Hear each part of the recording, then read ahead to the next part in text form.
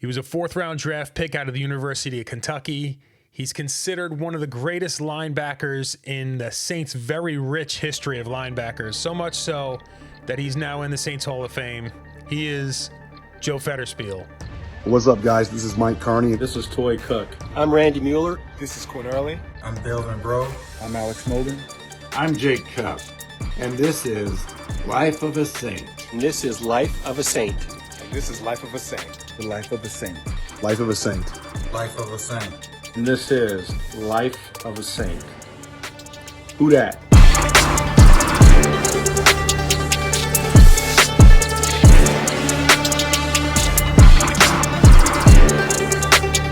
How you doing, Joe? Let's get right into it. I guess give everybody an idea what it was like for you growing up in Kentucky. Well, it was more of a farm-like setting. I grew up, as you used to say, in the country, in a little place called Valley Station, Kentucky. It's right outside Louisville, Kentucky. And I had an older brother and two younger sisters. And my dad was a carpenter, and he had a shop at the house. Plus, we did a little farming on the side. We weren't a big farmer. You know, we had our tomatoes, we had a milk cow and some. But anyway, I grew up in the country, surrounded by a lot of cousins, and we always had a game going. We always had something going, whether it be camping out or playing a baseball or a football game in the fields. And it was a good upbringing for me, because it taught me a lot about, you know, getting along with people and being, having to get up and do things and help out around the house. I was just going to say, I'm sure there was some hard work in the mix along with all the playing and everything. Well, a lot of it was, my dad always said, he says, you either play sports or you work. So guess what I did? Play sports. Oh, that's what I did. Didn't take me long to figure out. I got practice today. I came to work. Obviously, the big school in Kentucky is the University of Kentucky. So is that why you ended up going there? Because it was always a dream, or was it just because it's local, or what kind of drew you to that university? You know, I grew up being outside of Louisville, their little community outside of Louisville, following the University of Louisville, the Cardinals. Mm-hmm. And of course, Kentucky was always on the radar, but not like, you know, being in the city where we played. And you know, I really never had any idea that I would go play football on a scholarship at a university somewhere until I got to probably my junior year in high school. And then the college started coming around. And then I started looking at UK, U of L, and Tennessee was recruited me real hard. So I had those three. And then I guess I should throw in Indiana and Purdue, because they were all within 180 miles, 200 miles of Louisville, so they recruited me pretty heavily. And then I started paying attention to Kentucky, and they had a couple Louisville boys that played at Kentucky, and they came up and visited me, and we talked about it, and it was close to my mom and dad could come watch me play. So and they had a couple of coaches down there that I just really admired and respected, so guess where I went. Considering the very decorated experience you had in college, a lot of awards and accolades, did you expect to get drafted, or was that kind of a surprise to you?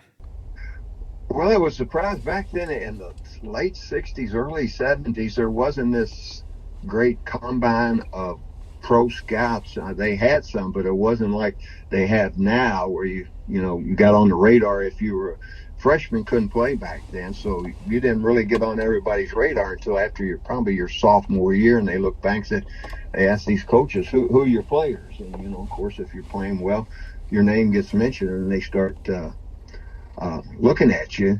And, you know, I made all SEC my junior year. I did real well. I got, you know, valuable player in Kentucky. So all of a sudden, you know, the coaches started saying, Joe Fed is, you know, don't mess up. You got a good career ahead of you. And so the senior year was the big year, and the coaches started coming around, and all of a sudden I get a scout come out, and they'd want to time me in a 40-yard and see how high I could jump and how many push-ups I could do. So it's a little bit different now, but that's the way they did it. And had no idea that I would go to the Saints. Had a big senior year. We didn't win a lot of games, but I personally had a good year. I played in a couple like the North-South game and the East-West game, and did real well there. And, all of a sudden, they have a draft day somewhere in February, I think it was, and didn't think I'd ever go to New Orleans, but I thought I was going to go to like a Dallas or maybe a New York team, and then the Saints picked me in 4th round. So were you hearing from some of those teams prior to the draft that kind of led your mind to kind of go in the direction of that's where I expect to go, or what was it? Yeah, Dallas came around. Dallas was real proactive back then, when they still are, but they were out there in front of all the other teams, and they kept coming around the most, and they would talk to me most, and I never really heard anything from New Orleans. And like you said, Philadelphia, when I looked at when I was drafted, it was via a trade from Philadelphia. So I guess, the Eagles were looking at me, and then I guess at that time the Saints needed a linebacker, so they made a trade or gave up a draft choice to get a pick in the 4th round, and they picked me. So what was that transition like, going from that Kentucky farm boy into the city of New Orleans? Well, it was it's quite a jump because especially from where you come from, you go from the country to the University of Kentucky to the city of New Orleans. It's a pretty big jump, on and off the field. You go from an environment where at college, they did just about everything for you. Your classrooms, they told you where to go. Look, here's your classes. You need to do this, you need to do that. We got practice at 3:00. And then all of a sudden you go to New Orleans. And I tell the story, when they picked me, and we had camp was in Hattiesburg, Mississippi, and they sent me a plane ticket, and the plane ticket was with a mail plane, that because they couldn't get into Hattiesburg, a big airplane, so they flew me in by a little mail plane and landed in Hattiesburg, and I was the only guy on the plane. And the guy opened the door, and he said, "Joe, this is Hattiesburg. Good luck." And I got out, and there was nothing there except one strip and a plane tire. And then all of a sudden, a van comes up, and one of the equipment men says, "Joe, welcome to Hattiesburg." And that started me. I'm sure there were a lot of things that didn't come easy for you, but what was the toughest obstacle you had to face in that road from the first time you pick up a football all the way to getting drafted into the NFL? When I think back about it, it's easier now to look back and say one of the things that probably was for most kids is, you think, am I worthy enough to be in the NFL? I went to a couple of these bowl games, like the North-South game and another game, and then you see all these other players from all over the country, and you go, wow, can I compete with these guys? And you get that mindset like, oh man, I can't do that. I can't do that. And all of a sudden you get thrown into it, and you say, hey, I can play with these guys. It's that mental part of the game that is so big when you, I think, get out of college, because, in college, if you have a bad week or a bad game, they might move you down to 2nd team or 3rd team, and you can work your way back. But if you have a bad day or just lose your confidence in the pros, you might not ever get another chance to get back in. So it's that mental toughness that, you have to get when you make that big jump. And plus, everybody up there is good. In college, you can find a real good guy, an okay guy, a bad guy, a great guy. But up there in the pros, they're all good, and they're all fast, and, you've got to bring your A game every day. So is there someone that kind of sticks out as far as being like super influential in your journey? I could probably say it was my high school coach said, "Joe, you can take this as far as you want to go. It's up to you." Or I could, look at my dad, and he said, I never forget, he says, "You're going to make all this money, and I work 6 days a week, 10 hours a day, and I won't make half as much as you make." And there was an incentive. Then I said, okay, so I want to say it was probably my high school coach who, sort of gave me the good habits and said, Joe, you're one of the best players I've ever coached, and you can take this as far as you want to take it. And said, you got to, pay the price, do the work, as they say.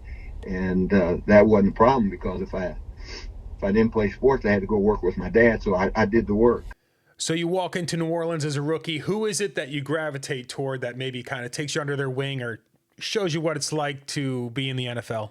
There was a couple guys there that were older, and they started, they give you about 2 weeks, because at that time it's very competitive, and if I'm trying to beat a veteran linebacker out, he's not going to be real nice to me.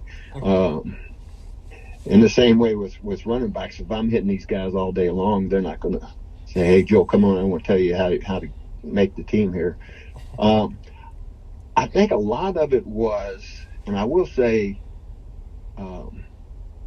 there was a couple guys, and I'm talking, say, Archie Manning or Bobby Scott from Tennessee. They were a year ahead of me, and I knew them in college. And you sort of gravitate towards people you sort of know, and they've been through this, and they're learning too, and they're working their way through.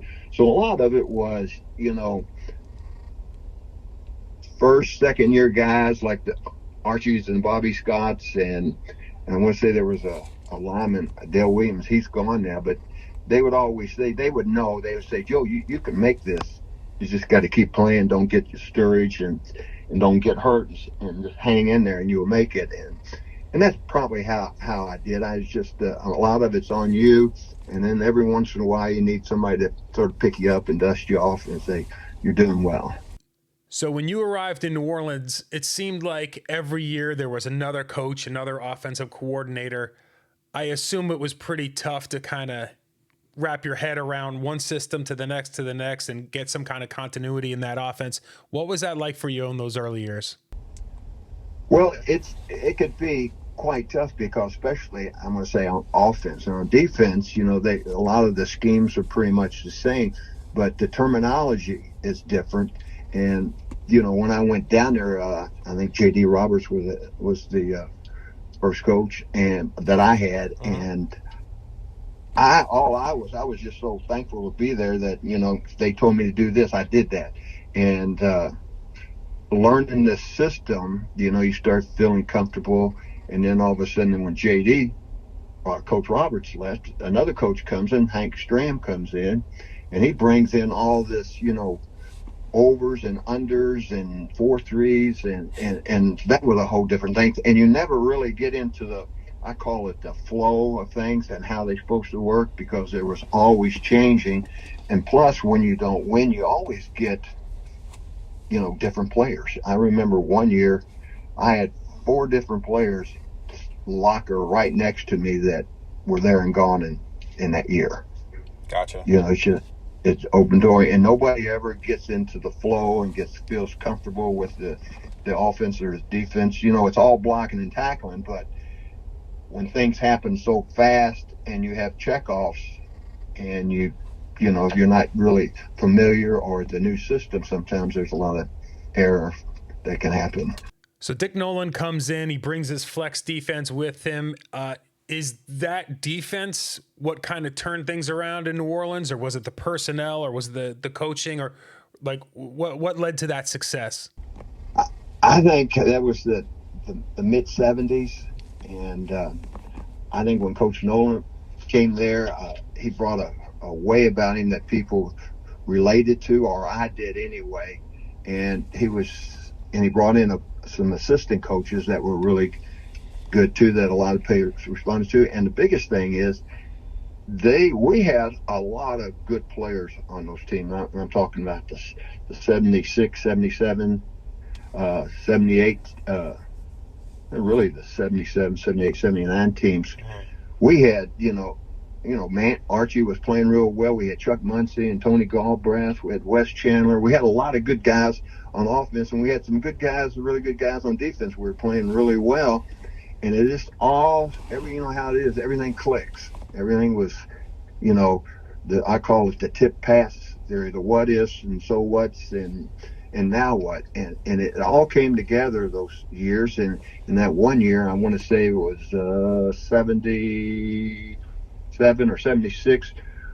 We were 7-9, and we lost 2 games to Atlanta by 3 points, and it was the same score for both games, and then both were Hail Marys. If one of them was tipped off, or one of them was intercepted, or one of them was dropped, we would have been in the playoffs. But instead, we didn't get there. And you think about that a lot. And Coach Nolan just was sort of the type of guy that just everybody believed in, and we had a system that seemed to work. And then, we had 2 or 3 real good years, and then we had that one year where everything came apart. Now, when you're not playing on Sundays, you're staring across the line at Archie Manning. What was it like practicing against him? No, Archie I call him one of the good guys. And I knew him from college because we played Ole Miss twice. And so I knew Archie, and I knew all about him because, studied him twice in college. And Archie has a great personality, and he was just easy to talk to. And we sort of meshed together, myself and Bobby Scott and Tommy Myers, and we just everything clicked, even though they were offensive guys. I was hanging around with quarterbacks when I usually don't like to hang around quarterbacks. But he was just easy to talk to, and we used to tease each other, and we go against each other every day at practice, running drills and game plans for things. So Archie was a great guy, and he was good to me, and he always helped me out if I needed help, or said, you need to see this guy when I don't see this guy. And he sort of, paved the way for a lot of the guys because he was already in the mix with, everybody wanted to talk to Archie. And so he was very helpful in a lot of ways. Now, you're another one of those guys that when you take a look back at your career, incredibly durable. Was that simply luck, or was there something that you did in your preparation that kind of helped you stay on the field? I think when you look back, a lot of it was luck, and there was a lot of it was training. I just was a gym freak. I just spent all my time in the working out, running, doing things. And like I said, a lot of it was luck, but I think a lot of it has to do with your attitude with things. I didn't stand around piles. I didn't, walk, you did everything full speed, and when it was over, you got out of the way. I remember I had a Jim Merlo, who was an outside linebacker. We were playing Cincinnati, and he made a play. We both made a play, get tackled. He stands up, and I'm sort of laying on the ground and getting up, waiting to unpile. And when he stands up, one of the guys getting from the pile loses his balance and falls backwards and hit him in the knee and blows his knee out, and he never plays. So, could have been me standing there, but it was Jim standing there. So a lot of it is luck and just, good karma, as they say. Now I say it, when you get older, you say I was blessed. The last year you played football, you ended up in the USFL. Now, was that just a product of that was the opportunity and it was available, so you took it? Or were you at a place where you wanted to try something new and decided to go in that direction? A lot of it was just something different. And I tell this to a lot of people. Some people, when they leave football or a sport, it's either because of injury or they get cut or somebody's better. It was my 10th year. I had 10 years in it, and I was okay with it. I could walk away. In fact, I did walk away, and I was, it was over. It was part of my life that was done. I was glad that I had it. And then I get a phone call from George Allen, the great Washington Redskins coach, and he says, "Joe, we're putting the league together, blah, blah, blah, and we'd love to have you part of it." And, I just, I don't know, it's one of these, Coach, can I think about it? But I'd hate to spend 10 years in the NFL and go up there and really get hurt or something happen. That's when you start thinking about injuries. That's the time, you need to start to retire. So I said, what the heck? I'd be part of the United States Football League and go up there and be part of Coach Allen. And I went up there, and I think I went a training camp and a half a year, and I knew it was time to go on. Gotcha. So I retired for good then. After your career, you went in kind of an unexpected direction. You ended up becoming a referee in the SEC. How does that come about? Well, I had a real good friend here in Lexington who was in the SEC officiating. And he said, Joe, you'd be natural. You need to think about it and all that, but you need to put your time in high school and all that. So I said, yeah, that'd be a way to keep my hand in the game and be a part of it and see it from an entirely different side. So I spent 5 years in high school football doing the high school games, and that was fun. But it takes up your Friday night,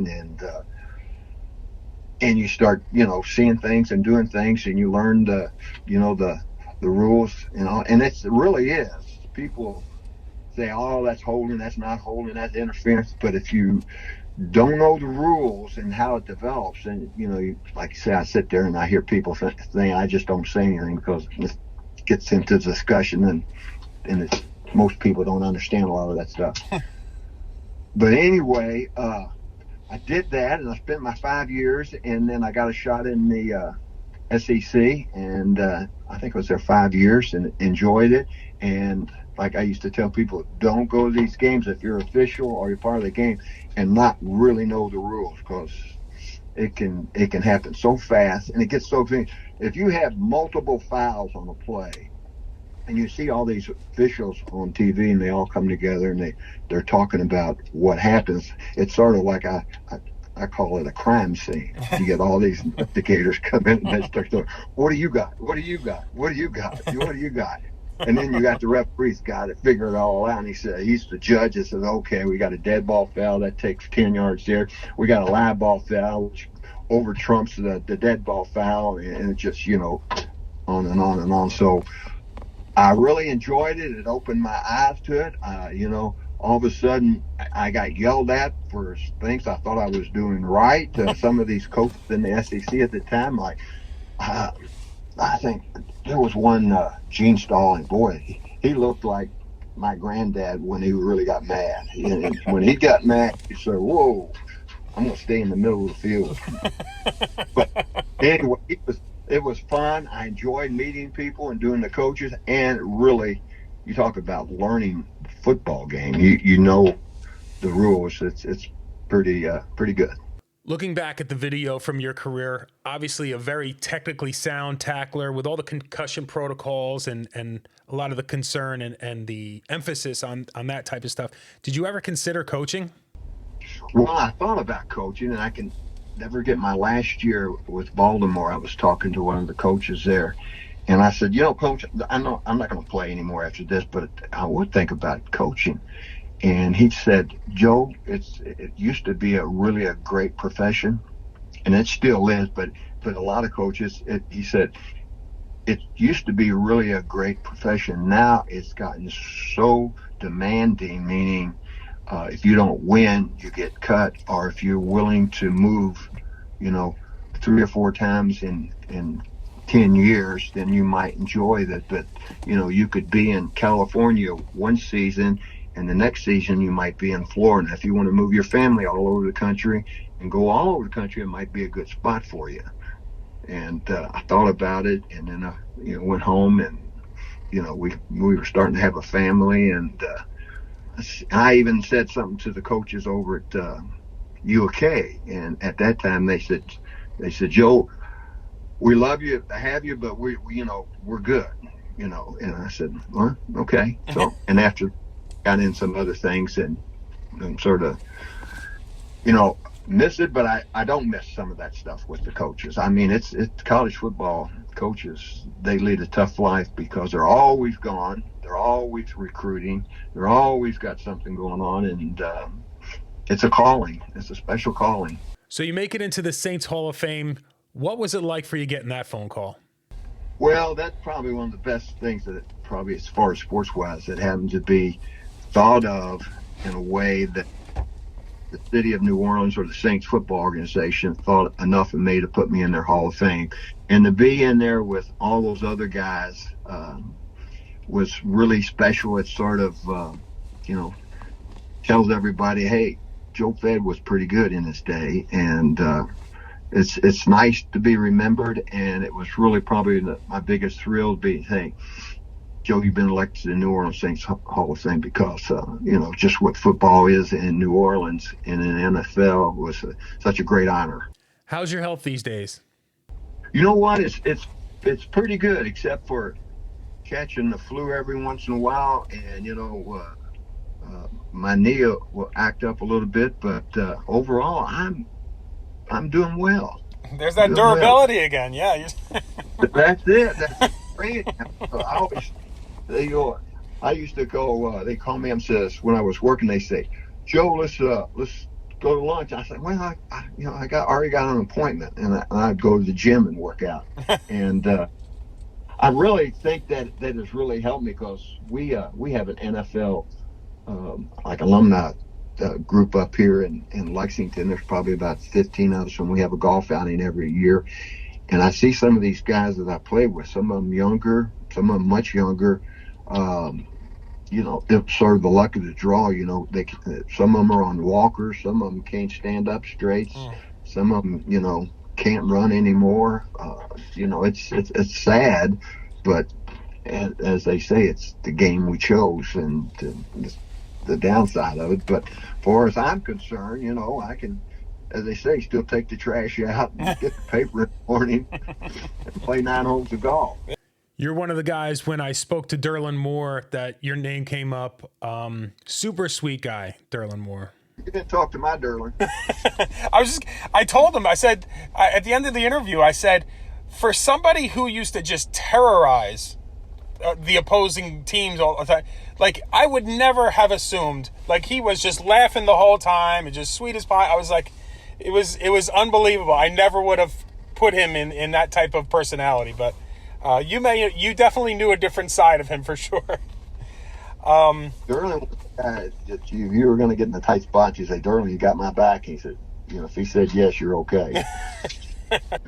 I remember, one of them was, and I really appreciated, or he really appreciated what I did. We were playing the Rams, and the Rams had Cullen Bryant. He's probably one of the first real big running backs in the league. There was Larry Zonka, and then there was this Cullen Bryant. He was 6'3", 245 pounds, and that was big back then for a fullback, and he was strong. But anyway, we were playing, and we called a play, and it was just a run play, and I was supposed to scrape off in the hole and make the tackle, and life was good. Well, anyway, they ran the play. Cullen had the ball. He was the big fullback running through the 4-hole or whatever, and I was scraping off. And this goes back, and I'd get on Derlin for this. Derlin got stuffed, and his legs, he got stuffed right on the line of scrimmage, and his legs, I tripped over his legs and fell down. And I see Cullen Bryant jump right over me and keep on running, and I hear this big roar, everybody's going crazy, and I hear this big collision, and I think Tom made a great tackle. And then I roll over and I look, and Tommy is flat on his back. Cullen Bryant ran over and knocked him out. Tom couldn't get up. Then we went and helped him up, and he came around and he says, "You